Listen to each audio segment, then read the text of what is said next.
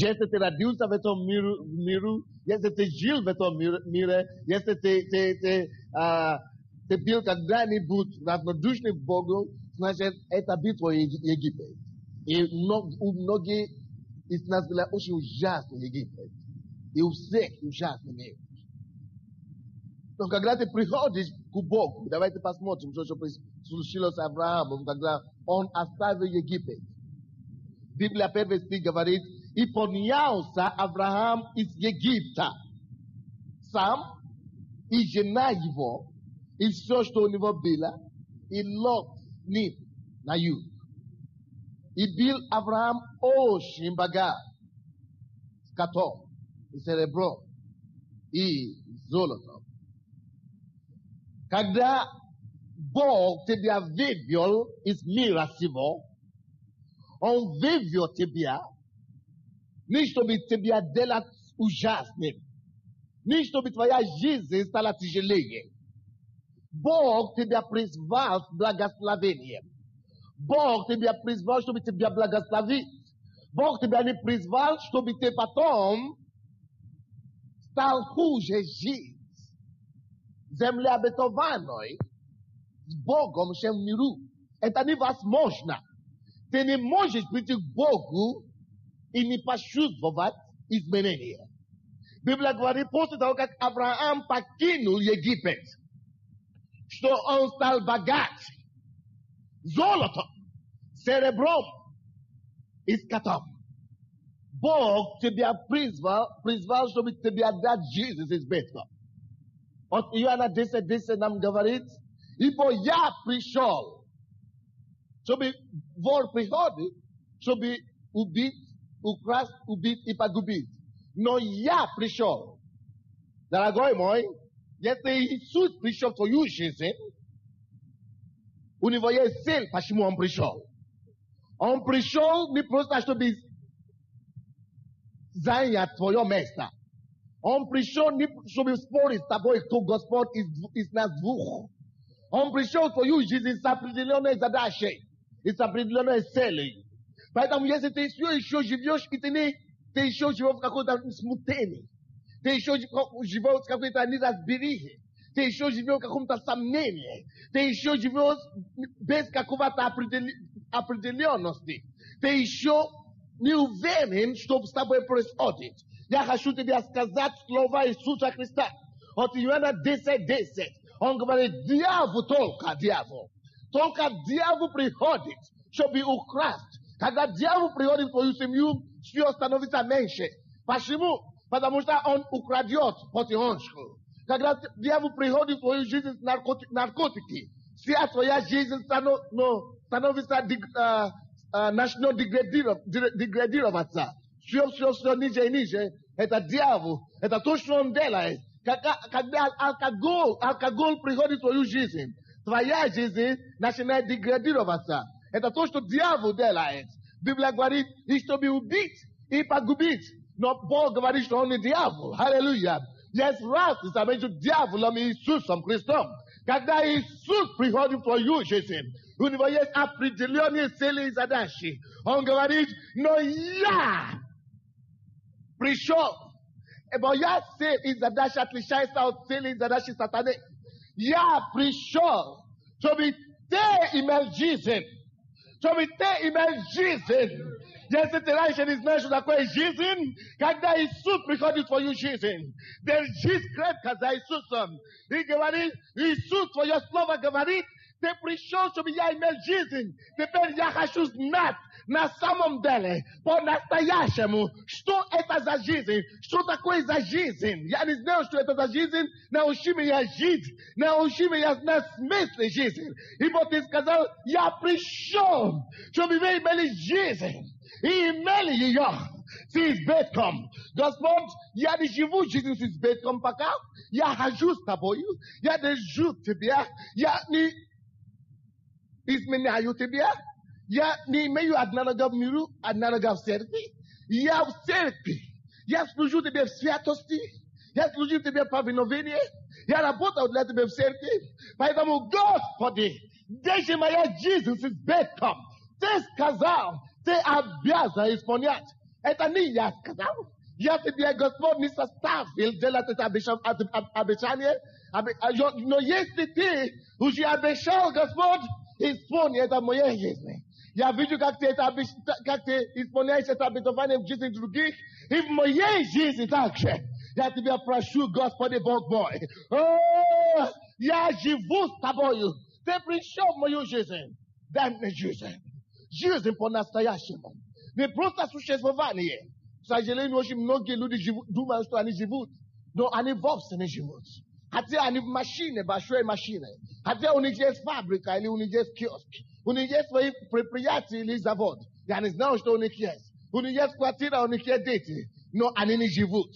Они живут жизнь с пустоты. Нету ничего ценного там нету.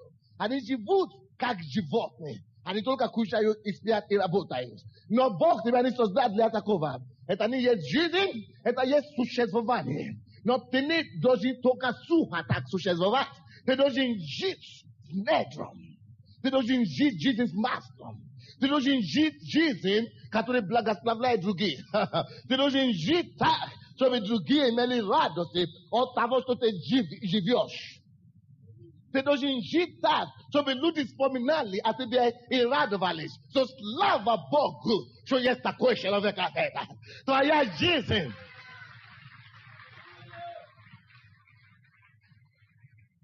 Твоя жизнь не должна принести людям огорчение.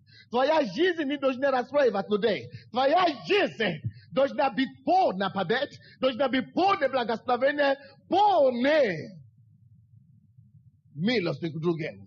Пускай люди смотрят на тебя и сказали: о Боже, я благодарю тебя за этого человека.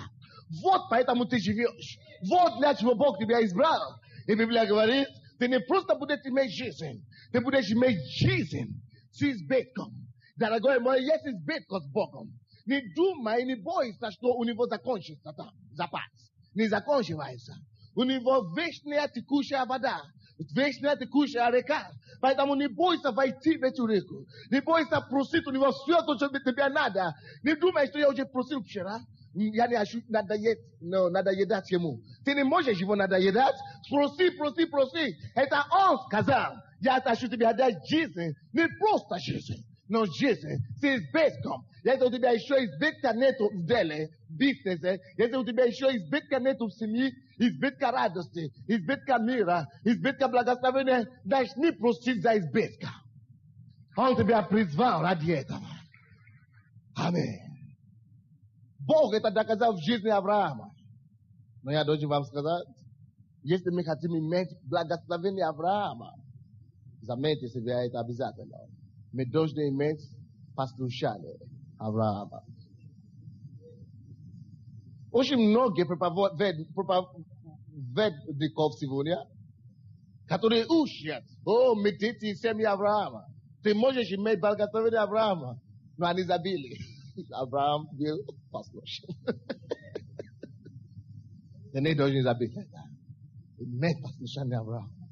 Тогда ты увидишь полноту благословения Авраама. Во имя Иисуса. Но это не тема моей проповеди сегодня. Это всего лишь видение. Аллилуйя. Но сегодня я проповедую о другом. Я venez ищу о другом. Аллилуйя.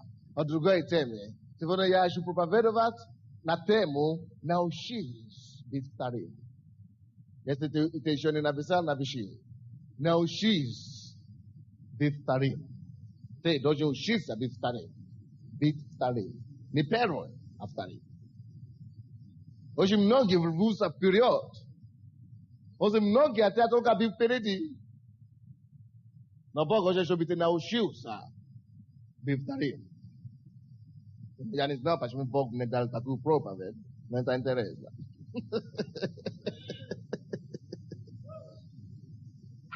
Аллилуйя. Аллилуйя. Есть в нашей жизни, я уверен, что если нет будет моменты, когда нам приходится в том или иной мере принимать решения. Наша жизнь полна всяких решений. И одна из этих решений, которые мы должны будем принимать, это решение уступать мне или упорствовать. Уступать мне другому или оттолкнуть другого. Здесь вы можете отдать вашего ребенка в детское служение. Аллилуйя. Но сегодня Бог хочет учить нас, как быть вторым неперво. Сегодня Господь хочет учить нас, как уступать другим, а не тебя толкать вперед. Сегодня Господь хочет, чтобы мы научились, как смирять себя и поднимать других. Аллилуйя. Я вам расскажу, что здесь случилось. Мы уже читали это место Писания. Я так думаю, что не все поняли, что мы там читали. Когда Авраам вышел из Египта, скажите мне, пожалуйста, когда Бог призвал Авраама, кого он еще призвал? Он призвал только Авраама или он призвал его с кем-то еще? А? Что? Всем? Одного. Библия говорит, чтобы он ушел отсюда одного. Бог призвал его одного. Точно таким же образом, слушайте сюда, когда Бог тебя призвал, Он тебя призвал не с женой, я тебе скажу. Он тебя призвал не с мужем. Каждый престанет перед судилищем Бога. Ты будешь ответить сам по себе, что ты сделал с призванием Бога. День суда. Ты скажешь, что, но Господь, я не пришел, потому что мой муж отказывался. Я тебя не призвал с мужем, я тебя призвал одного. И таким же образом, но это ты уже идешь обратно и собираешь своих дорогих тебе людей. Это ты уже возвращаешься обратно, ты собираешь с собой своих детей, ты собираешь с собой своих мужей, ты собираешь с собой своих жен и так далее. Но Бог оригинально тебя призвал одного. Если ты отказывался от этого призвания, ты отказывался лично от вечности. И ты будешь ответить за это. Поэтому Бог призвал только Авраама. Но Авраам, будучи как мы с вами, имея сострадание к своим близким и любовь к своим родственникам, он решил уйти из своего родства ни одним. Он ушел со своей женой. Кто-нибудь слышит меня сегодня? Он собрал с собой жену, и не просто жену, он собрал с собой еще своего племенника. И этого племенника зовут Лот. То есть точно как ты. Когда ты пришел к Богу, ты помнишь? Ты пошел мужу рассказывал. Но, к сожалению, конечно, не всегда они тебя понимают. Но слава Богу, что Аврааму удалось убедить двух. Жену и Лота. И он собрал их с собой. И вы видите, заметьте себе это, за благословением всегда идет, hello, девушки, сюда следует. За благословением всегда, за послушанием всегда идет благословение. Если ты послушен Господу, если ты слушаешься Слову Богу, где-то, я не хочу знать, в какой ситуации ты находишься, ты получишь за это обильное благословение. Вот, какое благословение следовало за Аврааму, за то, что он послушал Господу. Библия говорит, и бил Авраам, второй стих, очень богат, скотом и серебром и золотом. И продолжал он переходить. Так, и я хочу, чтобы вы посмотрели 5-6 стихи. И у Лота, который ходил с Авраамом, также был мелкий и крупный скот и шатры. Теперь Библия говорит, что Авраам, потому что он послушал за Господу, был очень богат. Но когда Авраам ушел, он собрал с собой, кого я сказал, жену и Лота, да? Библия говорит, потому что последовал за ним Лот. Бог также благословил Лота. И у Лота были богатства, очень много богатства. Но теперь, благодаря кому Лот стал богатым? Скажите мне, пожалуйста. А? Это Бог благословил Лота. Но благодаря кому? благодаря Аврааму Лот стал богат. Потому что если бы Авраам его не собрал оттуда, он бы там жил и остался в нищете, и в бедствии, и в бедноте, и во всем что угодно. Но потому что Авраам его собрал с собой, Авраам стал богаче. И Бог не оставит также и Лота. Теперь мы подходим к своей теме. Теперь обратите внимание, пожалуйста, на 7 по 9 стихи. Или давайте с 6 стиха. И непоместительна была земля для них. Непоместительна была земля для них, чтобы жить вместе, ибо имущество их. Скажите все имущество. Что это значит? Богатство. Богатство. Это значит богатство. Амин. И потому что ибо богатство их было так велико, что они не могли жить вместе. Теперь 7 стих. И был спор. Дорогие мои, там, где есть любовь к деньгам, или к материальным вещам, там всегда есть спор. Спасибо тебе большое, братья.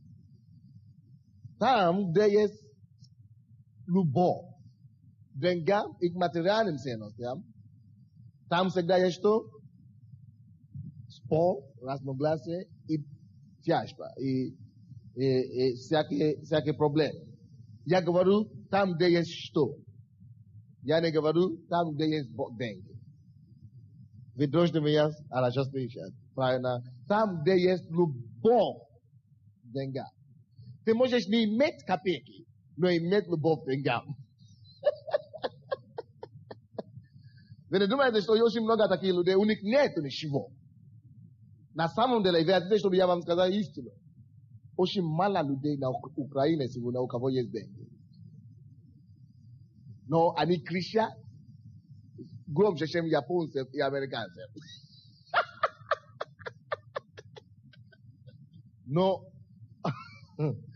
деньги сами по себе не страшны, они не вредны, но любовь к ним. Это то, что воспроизводит спор. Видите, люди убивают друг друга и так далее. Не потому что у них есть деньги, а потому что у них есть сердце их. Вкладено в эти деньги. Бог благословит также Авраама, Бог благословляет нас, и Бог будет вас благословить, если вы будете верны Ему. По-любому. Ты служи Господу нисколько лет, то видишь, что тебе даже захочется уйти от Божьего благословения, но тебе не удастся. Это благословение тебя перекроет. Аллилуйя.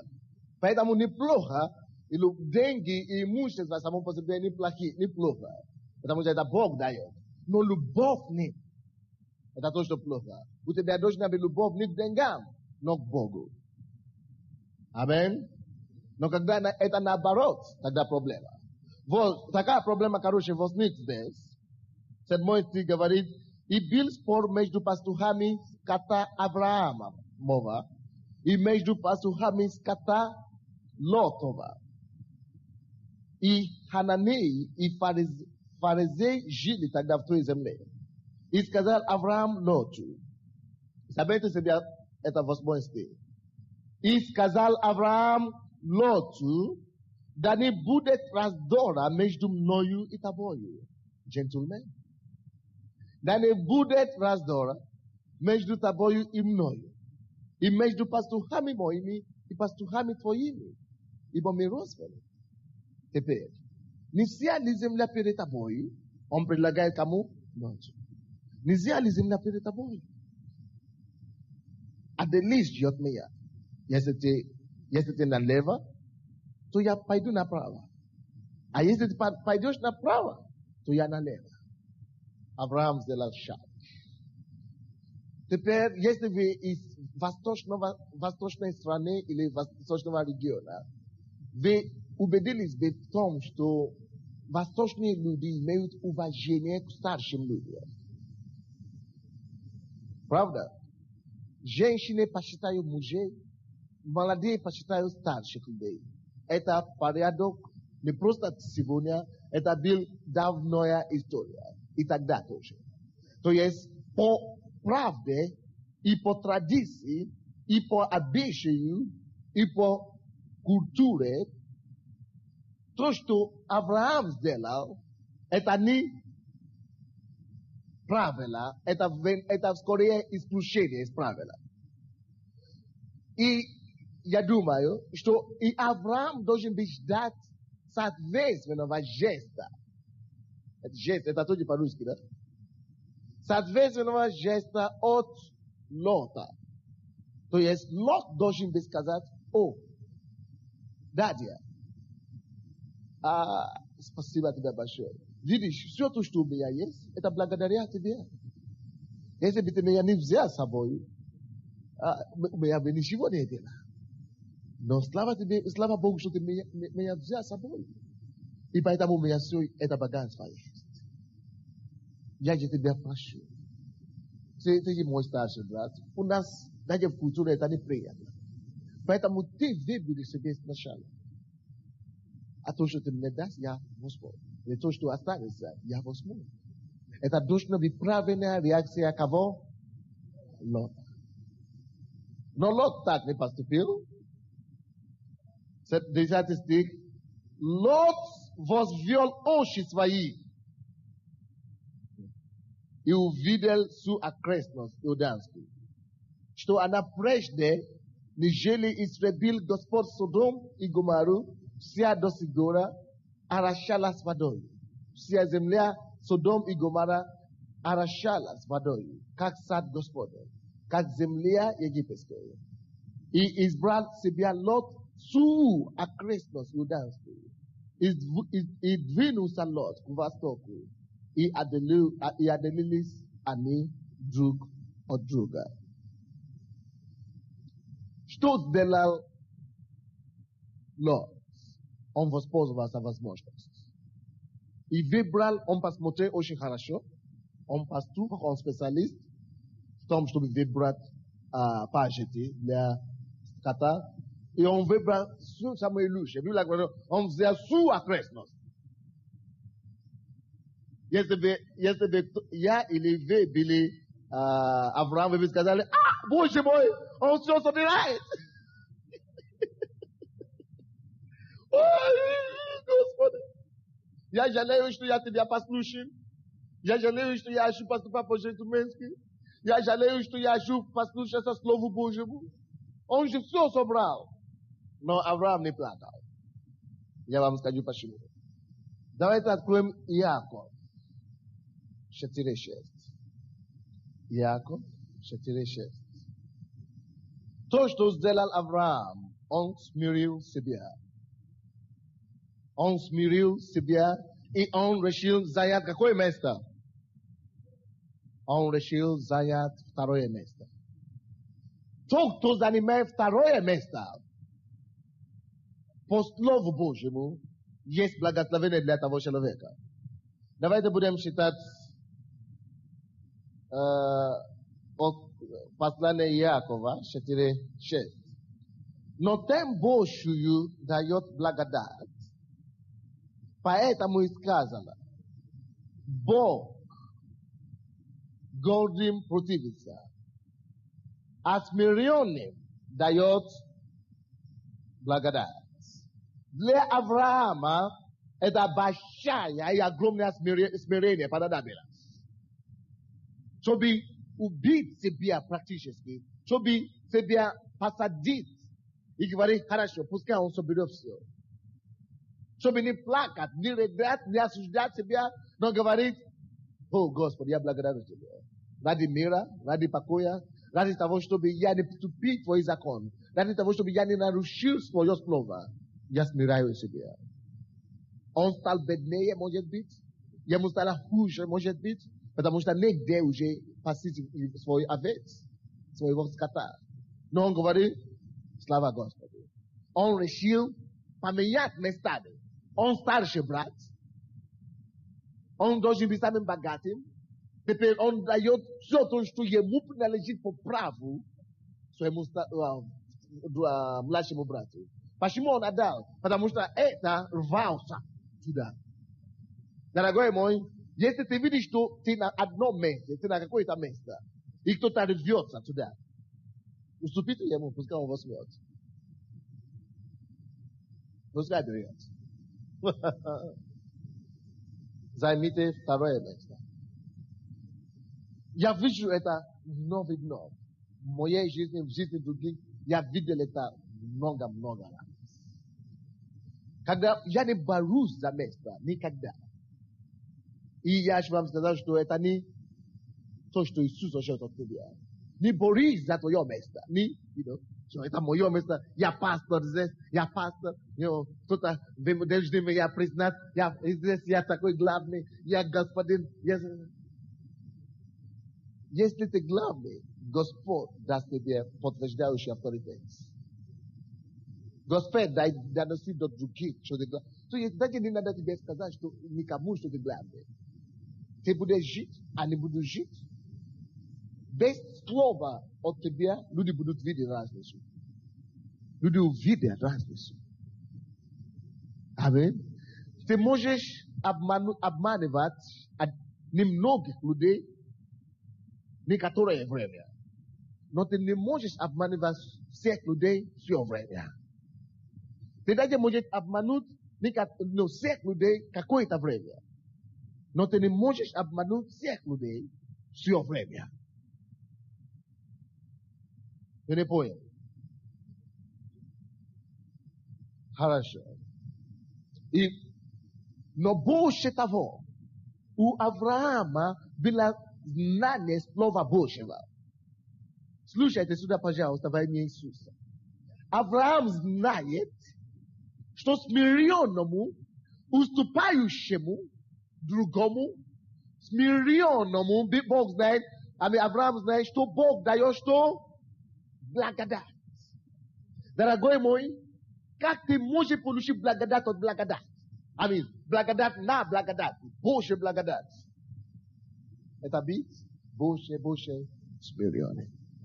Если ты хочешь получить повышение у Бога, духовные вещи, и в лица Бога, стань больше и больше смиренным. И одно из качеств смирения – это то, чтобы не бороться за места.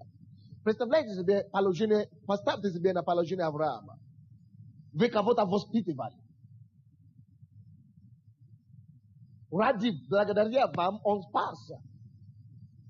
Вы его вот такого возраста нянчили. Можно так сказать. И он вырос до вашего статуса. И теперь он начинает вас притеснить. Вроде бы у вас теперь уже есть законное право, чтобы его, это самое, чтобы ему дать.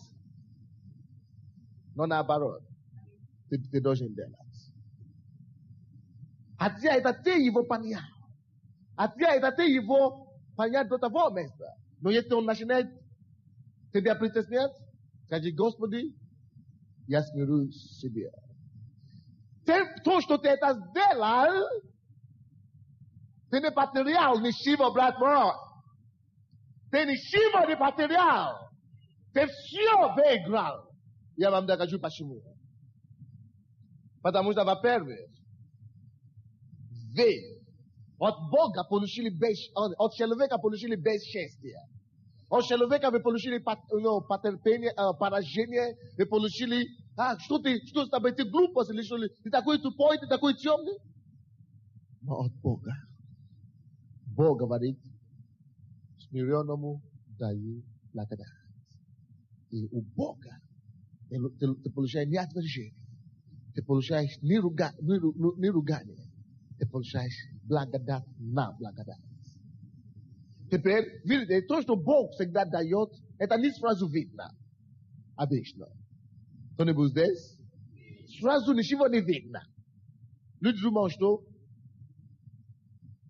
ты ничего не получил. Но со временем. Это все проявится. Вы увидите концовку этой истории. Но давайте сначала посмотрим еще одну причину, почему Авраам так поступил. 1 Corinthians, șestu glavu, 1 Corinthians 6. Hallelujah. Кто нибудь понимает мою проповедь сегодня? 7 и 12 стихи. 6 и 12 стихи. Или 7 и 12 стихи. 7 и 12. Не по 12, но и 12 стихи. 6 глава. 7 стих. И то уже весьма унизительно для вас. Здесь это весьма унизительно для вас. Дорогой мой, если кто-то пытается собрать у тебя мужа, и ты начинаешь горящую воду наливать на этого человека, или что женщины делают там? Напоминайте меня.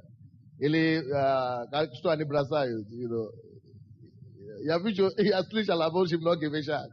Дарит, по щекам и так далее. Вам не надо все это делать. Пускай Бог порой это. Если кто-то постарается брать вашего мужа, ты говоришь, что это унизительно для вас, чтобы вы начали все, разорвать одежды и такие вещи. Это унизительно. Это унизительно для вас.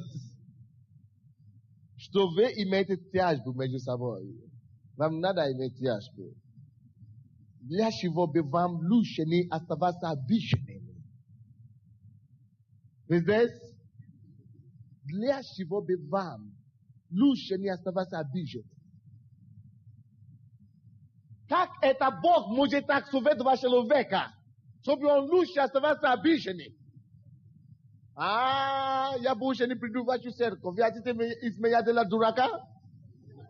Как это я останусь обиженным? Нет, у меня все еще есть сила.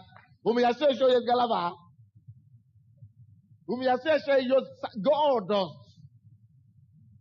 У меня еще не все потеряно. У меня все еще кое-что остается. Оставаться обиженным. Разве вы не представляете себе, как он меня обидел? Ну что? Иисус обидел. Он не согрешил никогда. Никогда никого не обидел. Но на него плюнули, его били, его топтали, его ударили, его сделали голым, его распяли. Это было очень унизительно для Сына Бога. Но в конечном итоге Филиппийцам 2, 6, 9 нам говорит,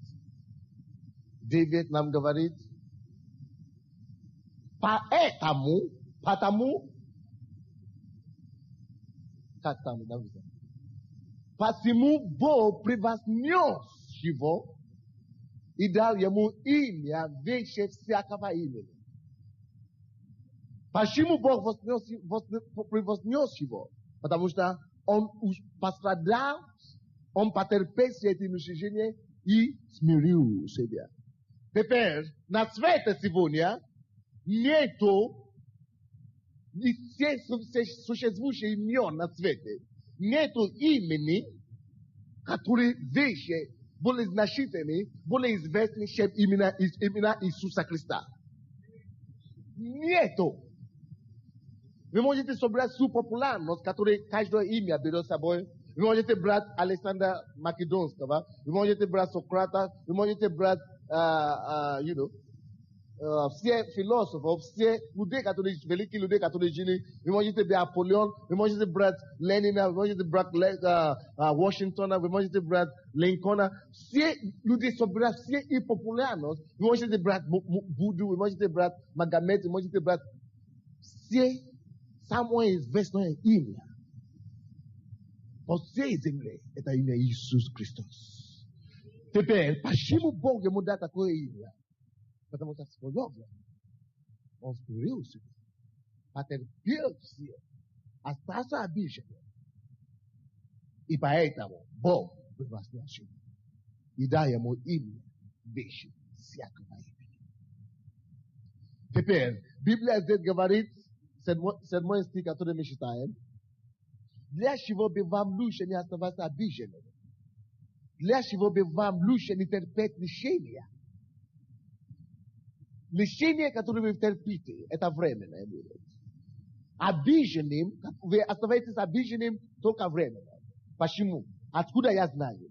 Потому что смиренным Бог даст благодать. Пускай тебе будет плохо временно сейчас. Пускай ты будешь обиденным прямо сейчас, временно. Пускай ты будешь, лишенным какое-то время. Но за твое смирение ты не пройдешь ненагражденным. Бог даст тебе благодать. Бог даст тебе благодать. Бог даст благодать смиренным.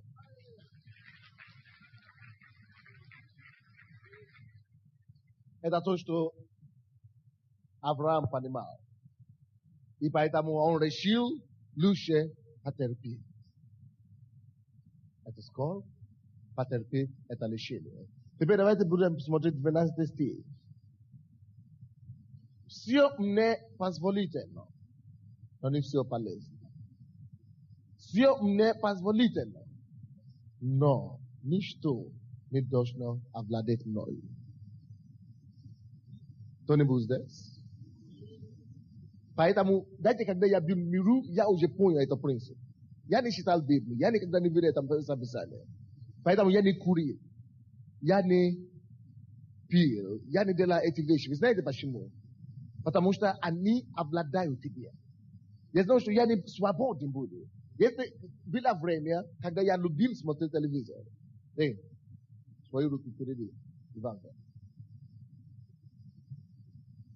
Было время, когда я любил смотреть телевизор. Я прихожу домой и... Было время тоже, когда я любил читать художественные... Не художественные литературы, такие дешевые литературы. Джеймс Hadley Chase, детективные романы. И потом я обнаружил, что если я что-то делаю, если я еще не смотрю телевизор, или еще не читал эти книги, что-то со мной не в порядке. Тогда я начал заметить, неужели я уже зависимый от этих вещей? Вроде бы они хорошие, вроде бы неплохие вещи. Но я видел, что без них нечто не хватает. Я не получал полной жизни. Тогда я пришел домой однажды, я говорю, Господь, я уже был верующий. Я не буду смотреть телевизор больше. На месяц, или на 2 месяца, я не буду включить телевизор.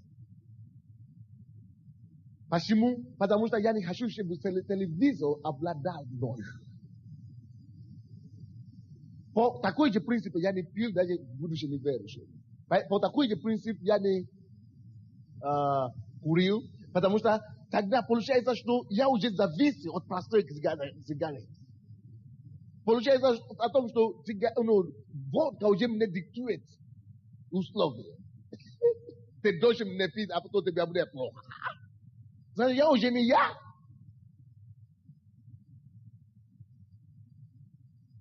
Вот, то есть все мне позволительно. И не просто эти вещи, эти привычки. Есть очень многие вещи, маленькие вещи в вашей жизни, которые владеют вас. Я знаю, что поэтому моя жена тоже, по этому принципу моя жена тоже живет. Она не всегда накрашивает себя косметикой. Потому что есть некоторые, если они не накрашены, они не могут выйти даже на улицу. Они рабы косметики. Но все позволительно. Это неплохо, это ничего страшного там, но ты не должен быть рабом своей пищи, то, что ты принимаешь. Ты не должен быть рабом ничего. Ты человек. Ты должен диктовать условия остановки. Все мне позволительно, но все не все полезно. Очень многие люди, я общаюсь с людьми, я хочу любить всех. Но я замечаю, что иногда, когда я слишком часто общаюсь с кем-то, я начинаю его любить, чем другого человека. Я тут останавливаю. Я хочу любить все одинаково. Я начинаю любить кого-то. Общаться с другим человеком еще. Почему? Потому что я не хочу быть рабом своего чувства. Я хочу быть лучше рабом одного человека, Иисуса, и все. Точно так же ты можешь быть рабом кефиром или молоком. Тембуле сала. Это еще быстрее. Есть некоторые люди, если они кушают, если ты не поставишь там черный хлеб, они еще ничего не кушали. Даже если они закончили весь стол. Обязательно черный хлеб должен быть там. Значит, ты стал рабом черного хлеба. Но здесь Библия говорит, все, это неплохо, это нормально. Все не позволительно, но не все полезно. Есть более полезные вещи, которому ты должен служить, чем эти вещи. Ты можешь быть не лучше, иметь зависимость от Слова Божьего. Что если я не буду читать Слово, один день, чтобы мне стало плохо. Да, это мне лучше. Я тогда лучше подойду туда, буду читать. Но не телевизор же. Не лучше стать лучше рабом привычки молиться. Чтобы когда я не молюсь, не плохо. Да, но не положение же. Не власть же. Не достоинство же. Не эгоизм же. И не личное повышение. Но быть зависимым только от одного. Поэтому все другие вещи позволительно. Я могу и делать временами, но я никогда не буду зависимым. Все мне позволительно, и еще второе тоже говорит, но не все полезно. И ничто не должно овладеть мною. Ничто. Ничто. Давайте с кем скажем. Ничто не должно овладеть мною. То я принадлежу Господу. Мое тело есть его храм.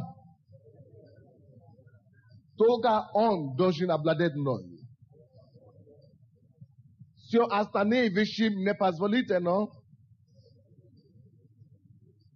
Но если они не полезны, я отказываю от них. Это то, что Авраам сказал самому себе. Он уже привык быть старшим. Он уже привык быть на первом месте. Он уже привык, быть почитаемым богатым. Но когда речь идет о том, что вместо чтобы он спорит с кем-то, вместо чтобы он начал добивать свое, он лучше скажет, хорошо, пускай. Слава Богу, аллилуйя. Пускай будет. И очень многие лидеры, особенно как пастор, другие лидеры, то вы можете быть искушаемы таким же образом, или лидеры в домашней группе, или служения. Ты привык, что люди тебя уважают, люди тебя... И один какой-то наглый приходит и говорит, привет, Сандей. Если ты такой человек, который раб своего чувства, ты будешь говорить, чего ты меня ударишь. Если ты не зависим от своей репутации, ты не раб своего эго. Ты говоришь, слава тебе, Господи. Ты обнимаешь этого человека, ты любишь его точно так, как ты любишь того, кто тебя почитает. Бог хочет, чтобы ты был таким. Чтобы твое сердце, чтобы сердце, чтобы ты был хороший.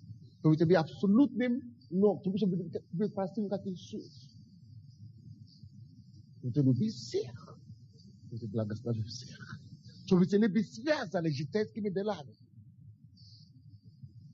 Кто-то тебя уважает, аллилуйя, ты благословляешь его. Кто-то тебя пренебрегает, не уважает, аллилуйя, ты его тоже благословляешь, но ты идешь дальше. Никто этим тебя не держит. Ты идешь, да, ты любишь его, ты не ненавидишь его, потому что он тебя ругает. Нет, ты говоришь, слава тебе, Господи. Я пою, может быть, группе проставления, особенно это часто бывает. Я веду песни, я лидер или я заместитель. Не все равно. Великие люди не ищут места, не добивают для тебя. Великие люди, они живут там. Наверху. Я имею в виду великие физические, я имею в виду люди достоинства. Они не обращают внимания на то, что люди меня ругают, и я тоже буду ругать обратно. Нет, они там живут. Они никогда не пускаются туда вниз. Они не пускаются туда вниз. Они живут вот там. Я лучше буду там жить.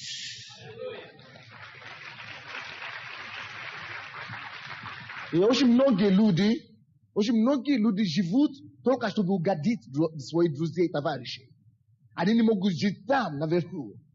Потому что другие друзья предлагают им попить чуть-чуть, или покурить, или ходить куда-то. Они говорят, ну, ради друзей, что они подумают обо мне. Эти люди низкие люди. Они всегда будут там внизу.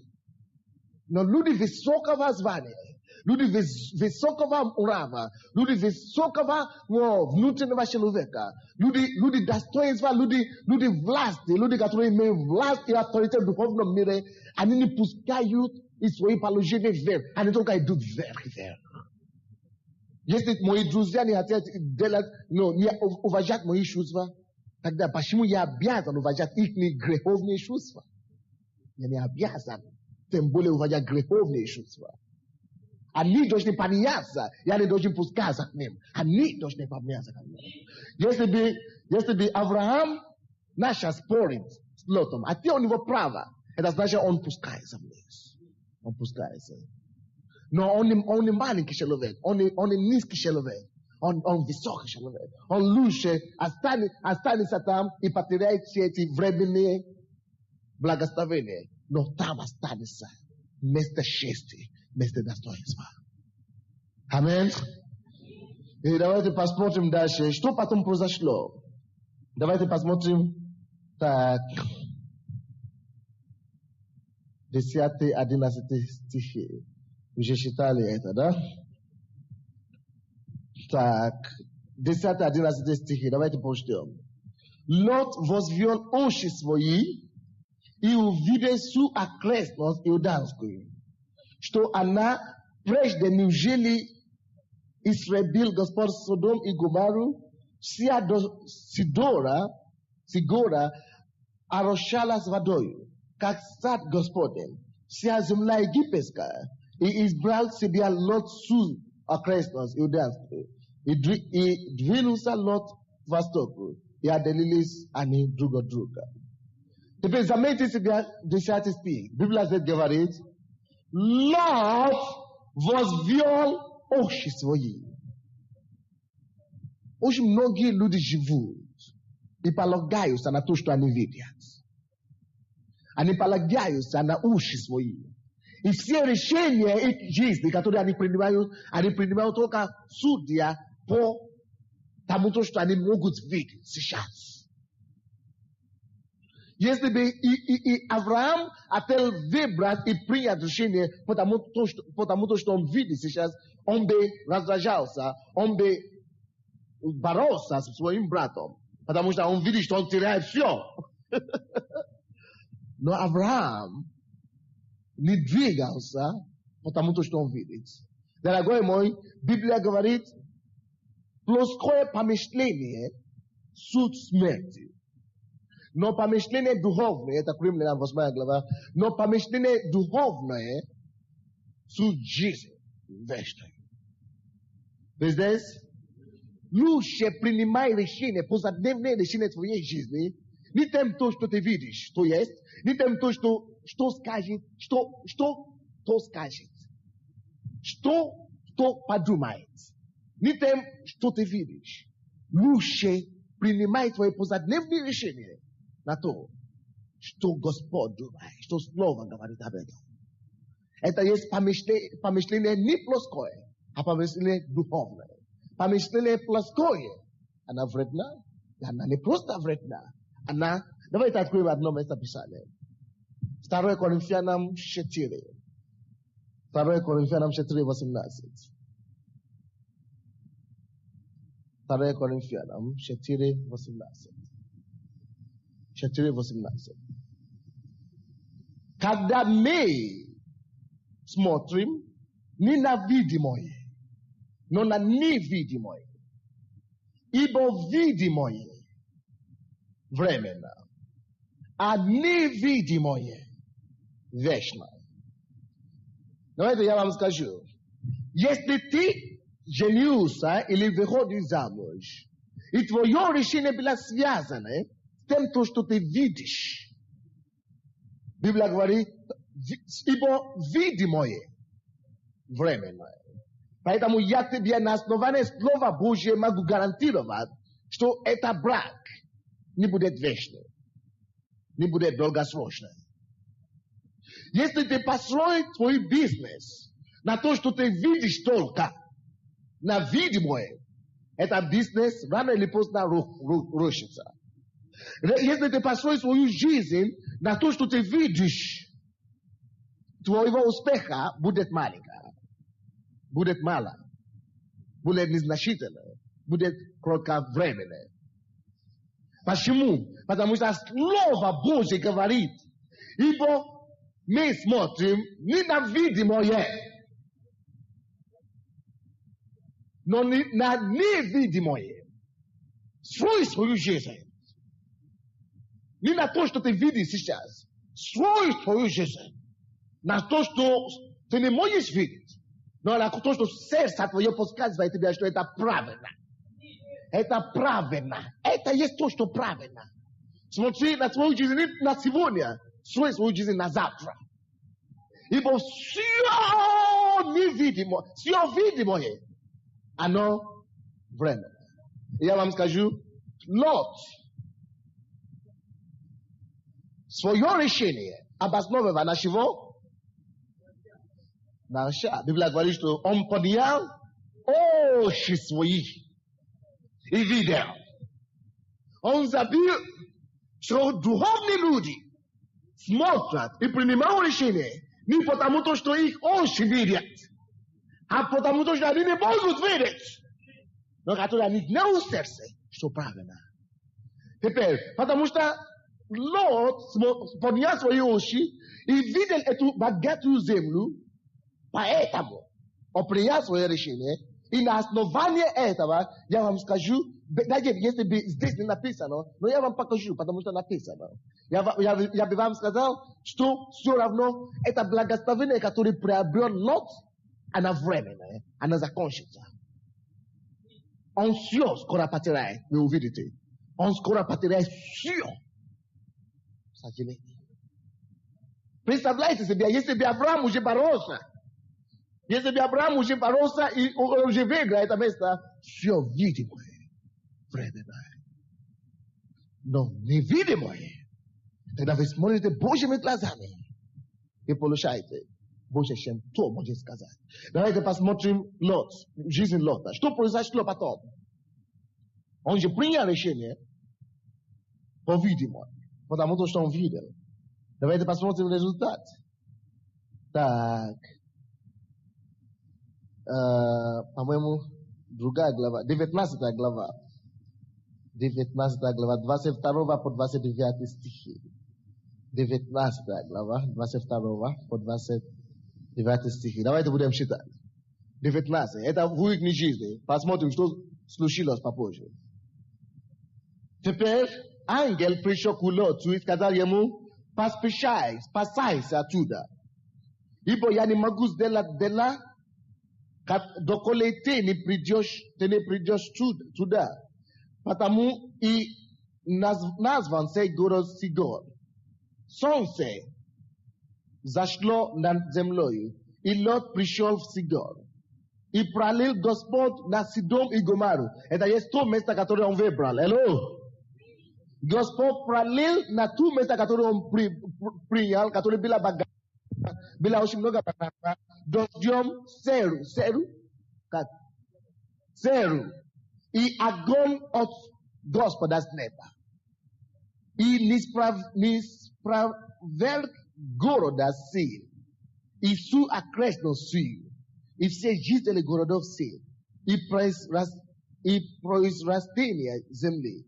Жена Желотова оглянулась назад его и стала соляним столпом. Я вам расскажу, что случилось. Что случилось?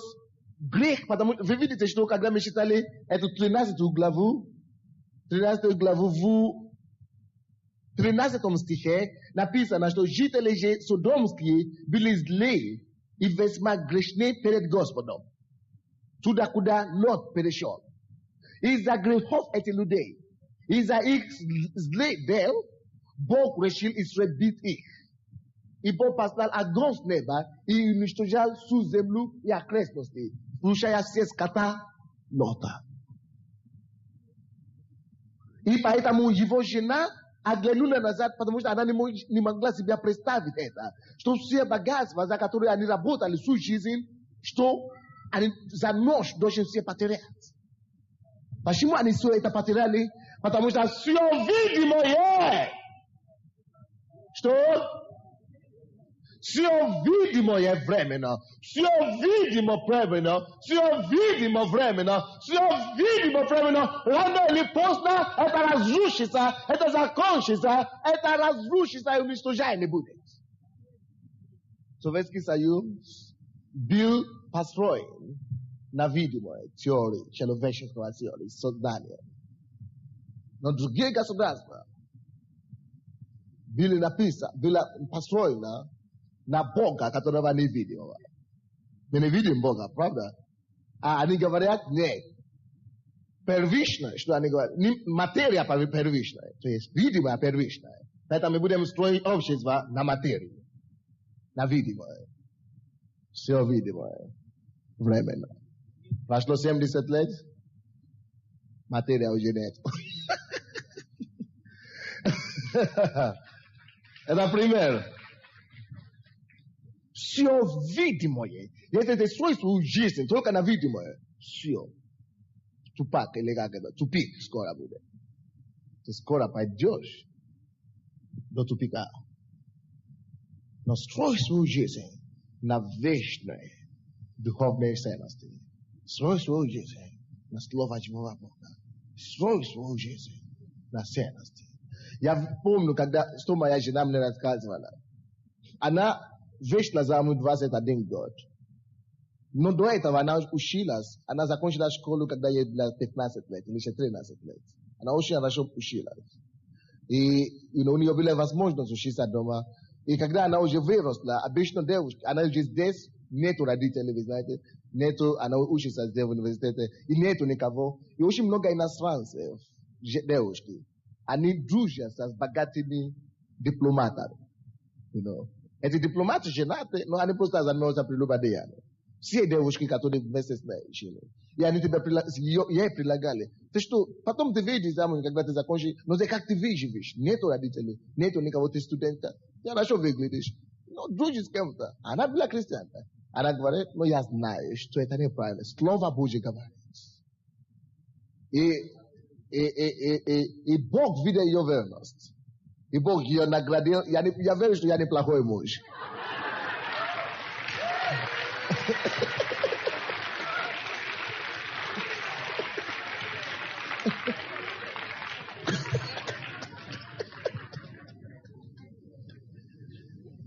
И это еще мало сравнение с той, что будет.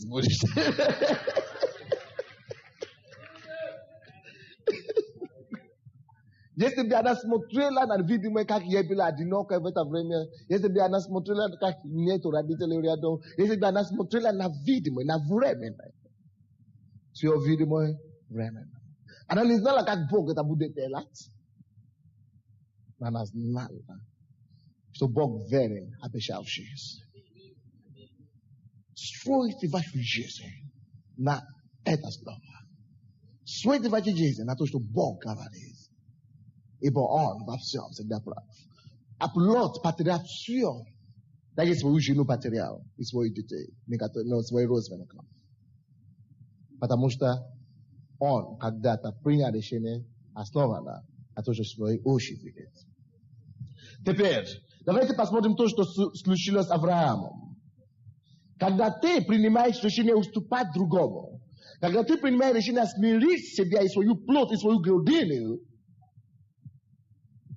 Бог не забывает тебя. Библия говорит, ты примешь благодать.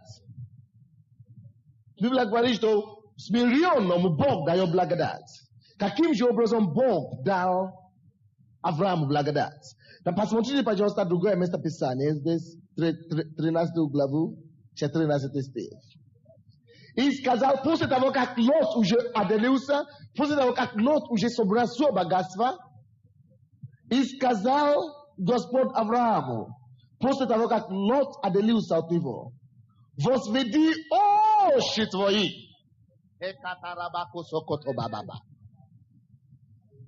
Lu ще тебе смотреть на то, что Бог смотрит. Lu ще тебя видеть на то, что Бог видит.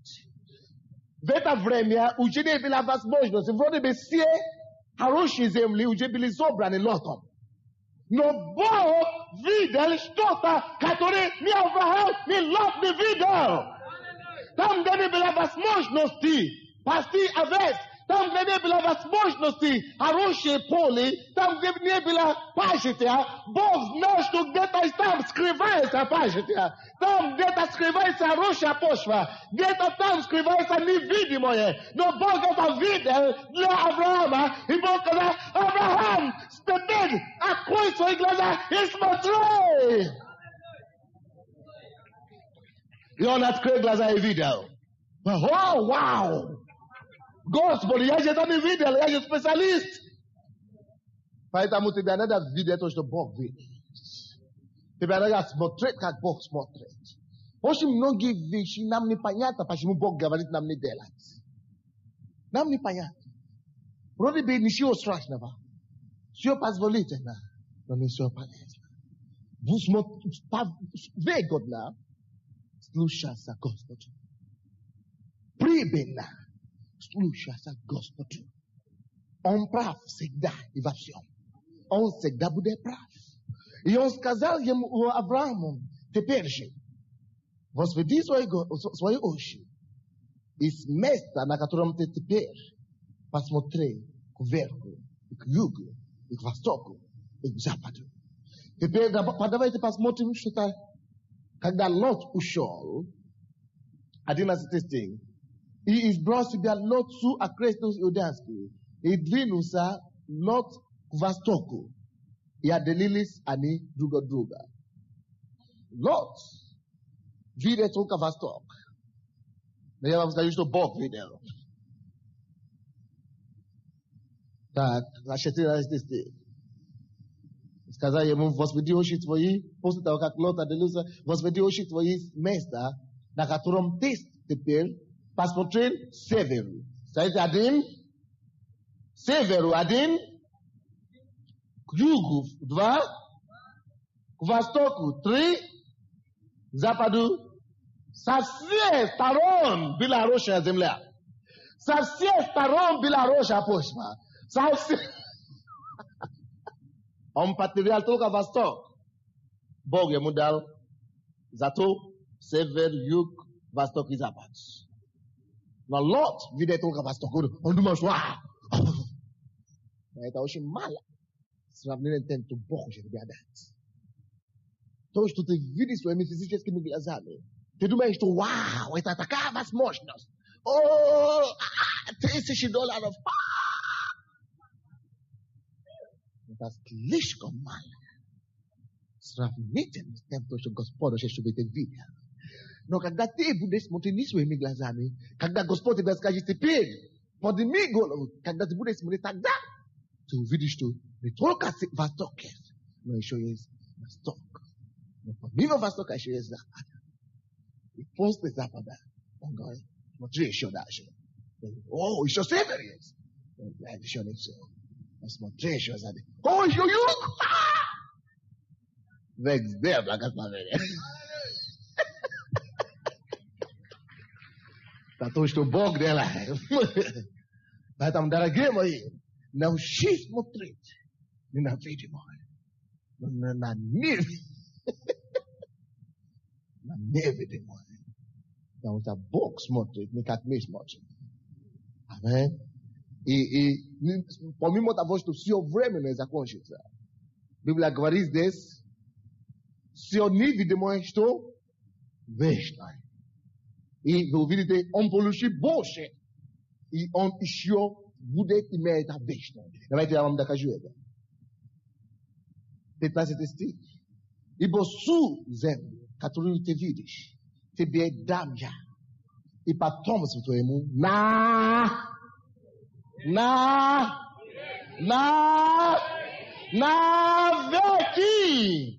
Почему? Потому что невидимое. Что? Вечное. Дорогие мои, выберите Божие. Выберите Божие. Vebirite boshe. Vebirite gospel ne. Ivo vapor blue shaving. You met it pay. Ni review it spirit. Ni barotis ni scam.